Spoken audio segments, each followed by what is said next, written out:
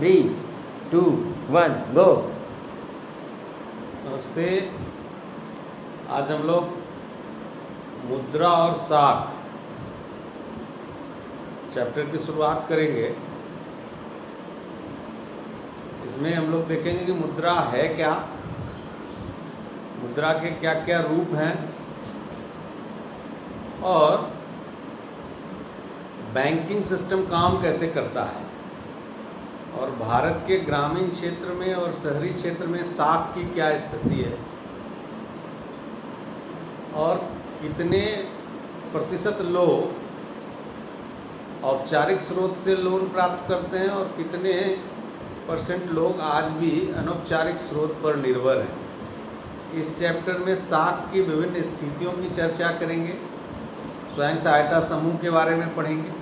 आज केवल हम लोग मुद्रा क्या है और जब मुद्रा नहीं थी तो उससे पहले लोग किस प्रकार अपनी आवश्यकताओं की पूर्ति करते थे। हम लोग सब जानते हैं कि हम सभी उपभोक्ता हैं। हम में से कुछ लोग उत्पादक भी हो सकते हैं, लेकिन कोई भी उत्पादक सारी वस्तुओं और सेवाओं का उत्पादन नहीं करता, सेवाओं का सृजन नहीं करता, लेकिन हम विभिन्न प्रकार की वस्तुओं और सेवाओं का उपभोग करते हैं।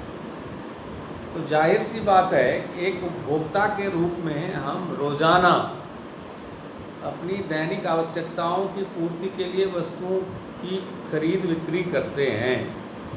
आप अपने चारों तरफ नज़र दौड़ाइएगा तो आप देखिए कि दिन भर में आप मुद्रा से जुड़ी हुई किन किन सौदों की खरीदारी आपने की या किन सौदों को आपने बेचा, तो इसकी पहचान आप कर सकते हैं। और अगर इसकी सूची बनाइएगा, ये काफ़ी लंबी हो जाएगी। आप देखेंगे कि बहुत से ऐसे लेन देन हैं जो मुद्रा के जरिए ही खरीदी और बेची जा रही है, और कुछ सेवाएं ऐसी है जिसके बदले भुगतान जो किया जा रहा है वो मुद्रा के रूप में किया जा रहा है। लेकिन कुछ ऐसे भी मामले हो सकते हैं कि जब लेन देन हो रहा है, आदान प्रदान हो रहा है, तो उसमें भुगतान के रूप में मुद्रा का प्रयोग न हुआ हो या बाद में भुगतान करने का वादा किया गया हो, ये भी स्थितियां हो सकती है। तो आपने कभी ये सोचा कि हम मुद्रा से ही खरीदारी क्यों करते हैं, या खरीदारी मुद्रा के जरिए ही क्यों होता है? तो कारण बहुत सरल है कि जिस व्यक्ति के पास मुद्रा है वो उसका प्रयोग किसी भी वस्तु या सेवा के खरीदने के लिए आसानी से कर सकता है। तो मुद्रा वह है जो मुद्रा का कार्य करती है, और मुद्रा के बदले हम किसी भी वस्तुओं और सेवाओं की खरीदारी कर सकते हैं, या किसी वस्तुओं को बेचकर हम मुद्रा प्राप्त कर सकते हैं। लेकिन कल्पना करिए कि जब मुद्रा चलन में नहीं थी या मुद्रा का आविष्कार नहीं हुआ था, तब लोग ये लेन देन कैसे करते होंगे। दुनिया में 3 आविष्कारों को युगांतकारी घटना माना गया है। आप में से किन्हीं को पता होगा वो कौन सा आविष्कार है। तो पहला आग, आप इतिहास में पढ़े होंगे कि आग के आविष्कार ने मनुष्य के जीवन में महत्वपूर्ण परिवर्तन लाया। जब आग का आविष्कार नहीं हुआ था तो उससे पहले आदि मानव, हमारे पूर्वज, क्योंकि वो भोजन संग्राहक थे, आकेटक था, वो शिकार करते थे, फल, कंद मूल या कच्चा मांस भक्षण करते थे। लेकिन जब आग का आविष्कार हुआ तो मनुष्य पका हुआ भोजन खाने लगा। दूसरा जो महत्वपूर्ण आविष्कार है जिसने लोगों के जीवन में आमूलचूल परिवर्तन किया, वह है पहिया। और पहिया के आविष्कार से आवागमन सुगम हुआ, लोग एक जगह से दूसरी जगह आसानी से आने जाने लगे। अब आप समझ गए होंगे कि तीसरा और महत्वपूर्ण आविष्कार कौन सा है। आप सोच रहे होंगे वो मुद्रा ही है। मुद्रा के आविष्कार ने लोगों के जीवन को आसान कर दिया। लेकिन जब मुद्रा का आविष्कार नहीं हुआ था तो उससे पहले जो सिस्टम प्रचलन में था उसको हम लोग वस्तु विनिमय प्रणाली या बार्टर सिस्टम कहते हैं। अब वस्तु विनिमय प्रणाली का मतलब क्या है कि वस्तुओं के बदले वस्तुओं की अदला बदली, ये वस्तु विनिमय प्रणाली कहती थी कि जिन व्यक्तियों को जिस चीज़ की आवश्यकता है, तो अगर वह दूसरी कोई वस्तु उनके पास है और सामने वाला व्यक्ति उस बदले में वह वस्तु चाह रहा है, तभी यह संपन्न होगा, अदला बदली। तो इसमें बड़ी कठिनाई थी। वस्तु विनिमय प्रणाली में जो सबसे महत्वपूर्ण बात थी वह था आवश्यकताओं का दोहरा संयोग। आवश्यकताओं का दोहरा संयोग मतलब इसमें दो चीज़ें जरूरी थी कि व्यक्ति जो वस्तु बेचने की इच्छा रखता है वही वस्तु दूसरा व्यक्ति खरीदने की इच्छा रखता हो, तब जाकर ही वस्तु का विनिमय संभव था। वस्तु विनिमय प्रणाली में मुद्रा का उपयोग किए बिना वस्तुओं का विनिमय होता था। इसका मतलब क्या हुआ कि वहाँ आवश्यकताओं का दोहरा संयोग होना आवश्यक था।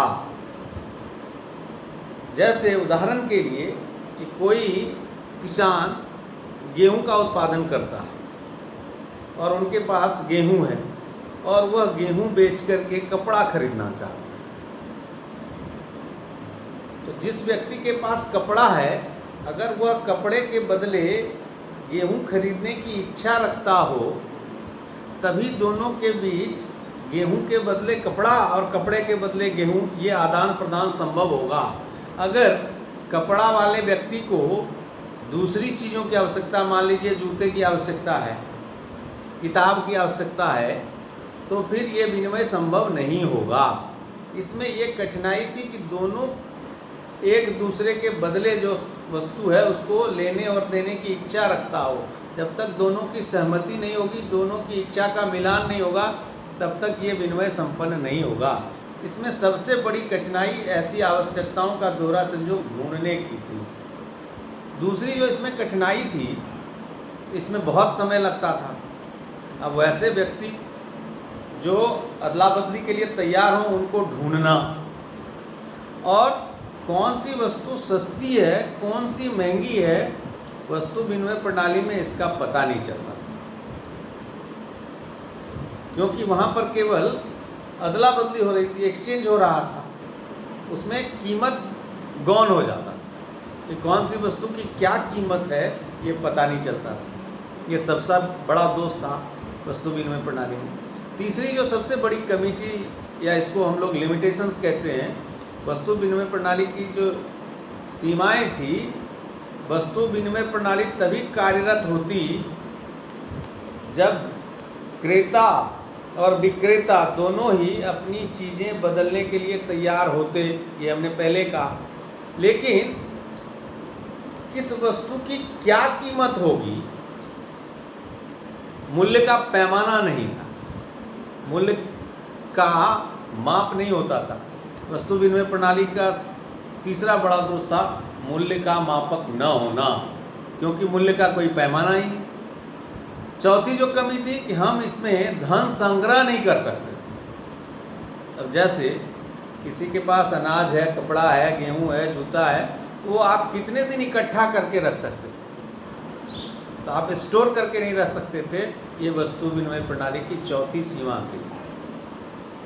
लेकिन जब मुद्रा का आविष्कार हुआ तो उन्होंने इन सारी समस्याओं का समाधान कर दिया।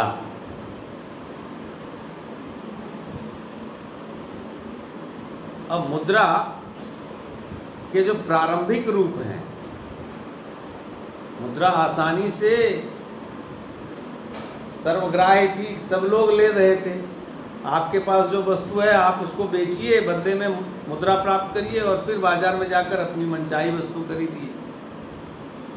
और मुद्रा में ये चारों गुण मौजूद थे जो वस्तु विनिमय प्रणाली की कठिनाइयाँ हमने बताई।